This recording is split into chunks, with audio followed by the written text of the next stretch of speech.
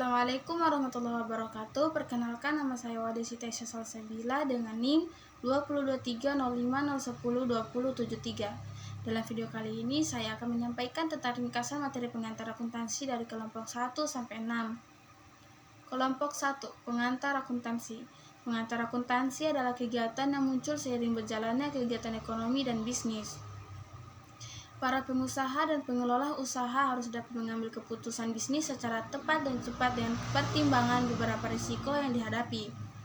Karakteristik informasi akuntansi meliputi 1. Pencatatan data harus disortir dan diikhtisarkan, kemudian disajikan dalam bentuk laporan akuntansi atau istilah laporan keuangan. 2. Laporan keuangan ini kemudian oleh manajemen dikomunikasikan kepada pihak eksternal melalui surat kabar, laporan tahunan perusahaan atau internet. 3. Laporan tahunan perusahaan. Internet modal penanaman membutuhkan informasi tentang posisi keuangan dan masa depan prospek perusahaan. 4. Kreditor dan pemasok. Perusahaan akan menilai kesehatan tidaknya keuangan perusahaan. Adapun beberapa bidang akuntansi antara lain bidang akuntansi pabrik dengan audit atas laporan keuangan, akuntansi konsultasi, manajemen dan perancangan. Sistem akuntansi. 2. Bidang akuntansi, manajemen pengukur kinerja, pengangguran dan pengambilan keputusan. 3. Bidang akuntansi keuangan, pengukuran dan pelaporan keuangan. Ada beberapa sifat informasi akuntansi, antara lain relevan. Relevan yaitu informasi harus dengan kebutuhan pengguna. Andal yaitu informasi harus dapat dipercaya. Komparatif, informasi harus dapat. Ada beberapa jenis laporan keuangan, antara lain yaitu laporan laba rugi, 2. Neraca, dan 3. Laporan arus kas. Kelompok 2, menganalisis transaksi. Menganalisis transaksi merupakan kegiatan yang penting dalam tahapan siklus akuntansi. Analisis digunakan untuk mengetahui pengaruh dari transaksi terhadap akun-akun sehingga membentuk persamaan akuntansi. Saldo normal pada proses akuntansi adalah perkiraan bahwa jenis akun tertentu akan memiliki saldo debit atau kredit berdasarkan klasifikasinya di dalam bagian akun. Saldo normal juga diartikan sebagai klasifikasi terhadap sebuah akun yang menggunakan prinsip pembekuan secara berpasangan. Berikut ini beberapa fungsi saldo normal akuntansi, ini diantaranya sebagai berikut. 1. Sebagai aturan pencatatan akuntansi. 2. Penentu antara saldo dan debit. 3. Mekanisme antara debit dan kredit. 4. Pengelompokan akun real. 5. Pengelompokan akun nominal. 6. Memudahkan membaca aset dan kewajiban. Jenis-jenis saldo normal dalam akuntansi yaitu 1. Saldo normal aset. Pada setiap akun atau nomor rekening, jumlah dari saldo akan selalu dilakukan perhitungan terlebih ketika membuat laporan keuangan. 2. Saldo normal liabilitas dan ekuitas. Akun liabilitas, kewajiban, dan juga ekuitas modal pada kondisi yang normal akan berada di sebelah kanan atau kredit. 3. Saldo normal pendapatan dan biaya. 4. Saldo normal beban. Fungsi jurnal umum dalam akuntansi antara lain yaitu fungsi pencatatan, fungsi analisis, dan fungsi interaksi catatan dalam jurnal. Kelompok 3. Proses penyesuaian.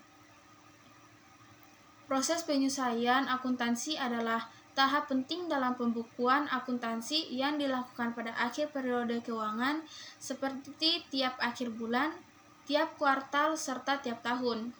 Konsep periode akuntansi mengharuskan pendapatan dan beban dilaporkan pada periode yang tepat dengan mengacu pada International Financial Reporting atau IFRS yang mengharuskan penggunaan akuntansi berbasis aktual. Dalam akun berbasis aktual, pendapatan dicatat dalam laporan laba rugi pada periode saat pendapatan tersebut dihasilkan. Ada dua cara untuk melakukan proses akuntansi, yaitu 1. Akuntansi akrual atau accrual accounting, mencatat dampak dari setiap transaksi pada saat terjadinya. 2. Akuntansi dasar kas, hanya mencatat penerimaan kas dan pembayaran kas. Proses penyesuaian memerlukan pemutakhiran updating dengan alasan beberapa beban tidak dicatat secara harian, beberapa pendapatan dan beban direalisasi dengan berlalunya waktu dan bukan transaksi yang terjadi secara khusus, dan beberapa pendapat dan beban mungkin belum dicatat. Jenis akun-akun yang memerlukan proses penyesuaian yaitu 1. Beban dibayar di muka, 2. Pendapatan diterima di muka, 3. Utang beban, 4. Piutang pendapatan, 5. Bahan habis pakai, 6. Kerugian piutang, dan 7. Penyusutan. Contoh akun pendapatan yang masih harus diterima adalah bunga yang masih diterima, piutang bunga, piutang sewa, dan sebagainya. Ada 4 akun yang memerlukan penyesuaian, yaitu pendapatan, perlengkapan, beban sewa, dan gaji. Kelompok 4 menjelaskan siklus akuntansi. Pengertian siklus akuntansi. Siklus akuntansi adalah proses penyusunan suatu laporan keuangan yang dapat dipertanggungjawabkan dan diterima secara umum. Prinsip-prinsip yang dicakup dalam ruang lingkup akuntansi dalam suatu periode tertentu, yaitu fungsi dan tujuan akuntansi. Siklus akuntansi berfungsi sebagai pemasti dan menghitung jumlah nyata dari penyusutan aset dengan menggunakan metode yang tepat untuk aset tertentu.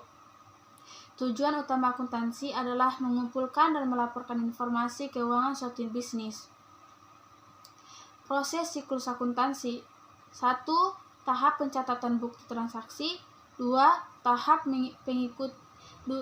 pengikuti saran meliputi 1. Neraca saldo, 2. Jurnal penyesuaian, 3. Kertas kerja, 4. Jurnal penutup, 5. Neraca saldo setelah penutup. Tahap pelaporan meliputi 1. Laporan laba atau rugi, 2. Laporan perubahan modal, 3. Kertas kerja, 4. Jurnal penutup, 5. Penutup akun buku besar. Penyelesaian siklus akuntansi. A. Neraca jelas, B. Jurnal penutup, C. Jurnal balik. Dalam siklus akuntansi terdiri dari beberapa proses, dimulai dengan adanya transaksi dan selanjutnya dilaporkan pada laporan keuangan. Kelompok 5. Akuntansi perusahaan dagang. Perusahaan dagang adalah perusahaan yang kegiatan usahanya membeli barang dagangan dengan tujuan untuk dijual kembali tanpa melalui pengolahan. Karakteristik perusahaan dagang meliputi 1.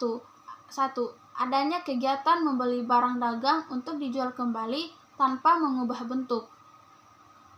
2. Adanya peristiwa penjualan di mana terjadi penyerahan barang yang di dalamnya memuat jumlah rupiah disebut harga pokok penjualan atau HPP. 3. Adanya keuntungan atau laba dari penjualan barang tersebut, yaitu dari penjualan bersih dikurangi dengan HPP dan biaya usaha. 4.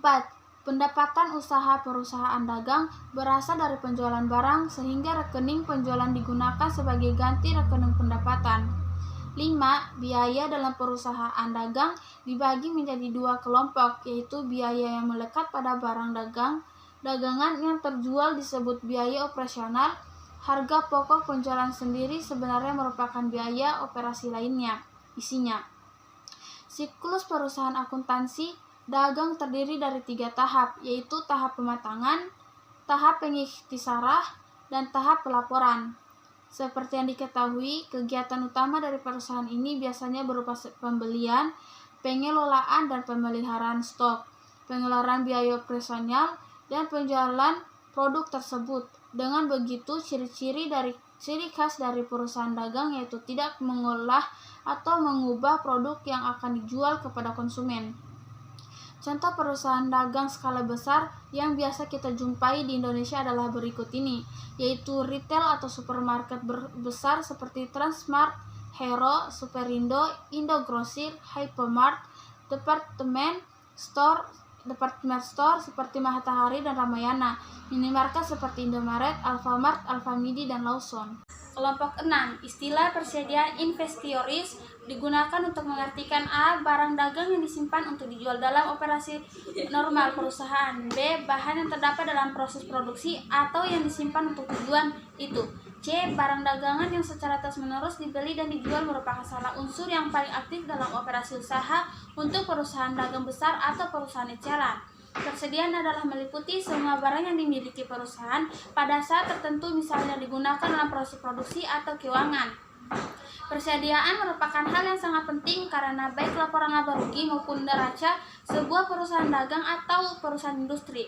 Persediaan seringkali merupakan bagian yang terbesar dari keseluruhan aktivitas incar yang dimiliki perusahaan. Jenis-jenis persediaan di beberapa perusahaan yaitu perusahaan jasa yang tidak punya persediaan, perusahaan dagang, persediaan berupa barang yang dibeli dengan tujuan untuk dijual kembali kepada pelanggan. Perusahaan manufaktur, bahan baku atau raw material, barang dalam proses work in process, barang jadi finished good. Persediaan yang diperoleh perusahaan langsung dijual kembali tanpa mengalami proses produksi selanjutnya disebut persediaan barang dagang. Dari pendapat-pendapat di atas, dapat disimpulkan bahwa persediaan adalah barang yang diperoleh perusahaan yang dimaksudkan untuk dijual kembali atau diolah lebih lanjut dalam rangka menjalankan kegiatan usaha normalnya. Persediaan dalam perusahaan pengelolaan akan terdiri atas persediaan bahan baku dan bahan pembantu, persediaan barang-barang dalam proses, dan persediaan barang jasa.